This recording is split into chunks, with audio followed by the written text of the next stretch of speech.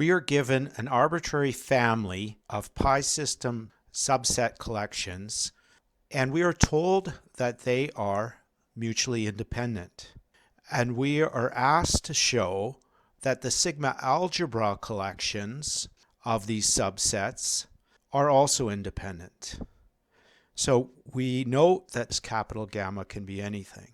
And so to solve this, we first recall that independence of arbitrary collections is defined in terms of arbitrary finite collections. And so we really need to take an arbitrary finite collection, say gamma 1 through gamma n.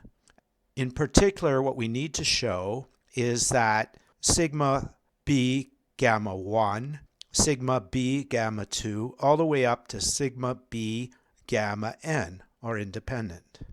Well, we know that b gamma 1, b gamma 2, up to b gamma n are independent.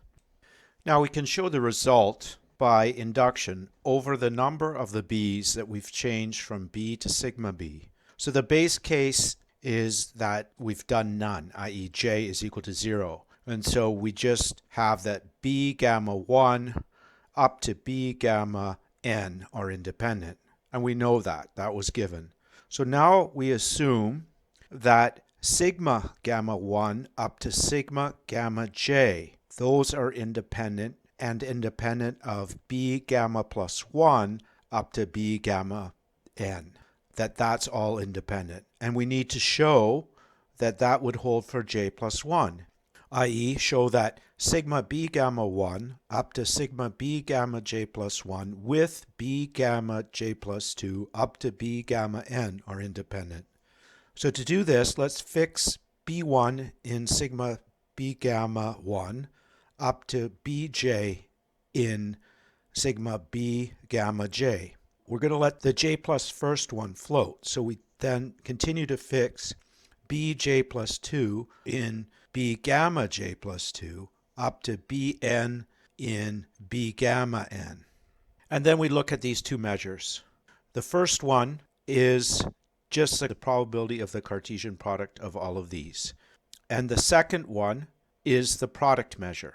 Now we're considering bj plus 1 on the pi system b gamma j plus 1, and that those are equal by the assumed previous step. So that's just exactly what we needed to assume, because we're just considering here b j plus 1 and b gamma j plus 1, not sigma b gamma j plus 1. But since they agree then on the pi system, they agree on the sigma algebra of that pi system, sigma b gamma j plus 1, by our standard proposition, which is stated below. So then they agree on this pi system, and since then the b1 through bj and the bj plus 2 through bn were arbitrary, we have that they have to agree for all Cartesian products with b1 in sigma b gamma 1 up to bj plus 1 in sigma b gamma j plus 1, and then the remainder of the fixed ones, b j plus 2 in b gamma j plus 2 up to bn in b gamma n. Therefore, we have independence because we just showed the factorization. So therefore, sigma b gamma 1 up to sigma b gamma j plus 1 together with b gamma j plus 2 up to b gamma n are all independent, and then the result follows by induction. The proposition that we used, we restate here, and this comes from the notes, that suppose C is a sub-collection of the sigma algebra that is a pi system, and it also contains a whole set.